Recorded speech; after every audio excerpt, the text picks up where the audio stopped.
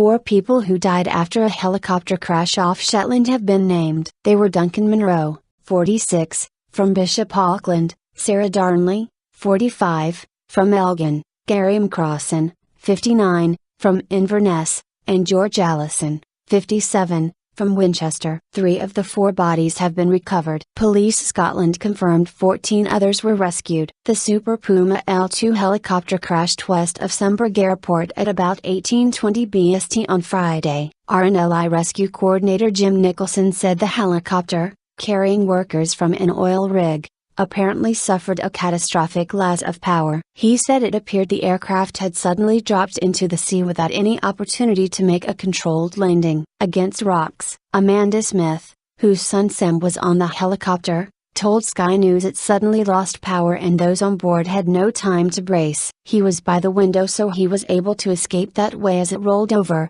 she said. He said he had come off better than a lot of people. Those were his words. A total of 18 people were on board the helicopter. The 14 survivors, including the 2 crew members, were taken to Gilbert Bain Hospital in Lerwick for treatment. Police Scotland said 5 were discharged a short time later and 9 were detained overnight either for observation or suffering from exposure. The ditched helicopter was found broken into several pieces up against rocks. Boats, including a ferry and a cargo ship, join lifeboat crews from Lerwick and 8th and helicopters from the Coast Guard, RAF Locksmith and 2 Bond rescue helicopters to search for survivors. Coxswain Bruce Leask, of the Lerwick lifeboat, said 2 bodies were recovered after being spotted in the water from a rescue helicopter. He said the lifeboat had managed to tow the wreckage off the rocks, and a rope had been attached to hold the wreckage in the shelter of Horse Island until a recovery vessel arrived. The helicopter,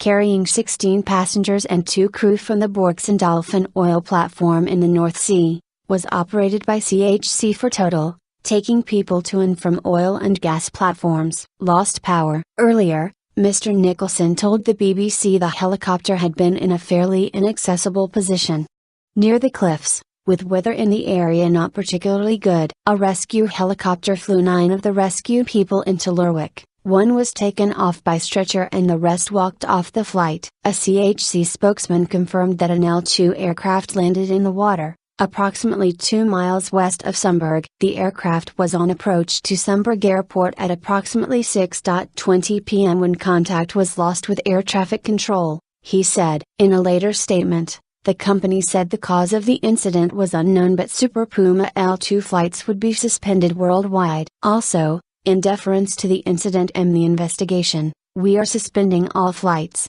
on Saturday by our UK operations, the company added. Michael Bull, whose son Samuel was rescued, said, "We understand he was on his way back from a rig and the helicopter lost power suddenly and immediately ditched into the water. He managed to escape straight away because he was right by an exit and I understand soon afterwards that the helicopter turned over." Investigation team. Police Scotland said a major incident had been declared. The Coast Guard initially said 15 people had been taken to Gilbert Bain Hospital in Lerwick, but police have said the number was actually 14. Map of Shetland. Scotland's First Minister Alex Salmond also paid tribute to the brave and hard-working people involved in the rescue effort. He added, "Our thoughts at this difficult time are with the families, friends and colleagues of those who lost their lives in this tragic incident." Northlink Ferry said one of its vessels from Shetland had been diverted to help the rescue effort. The Department for Transport said the Air Accidents Investigation Branch had sent a team to the scene. Last year,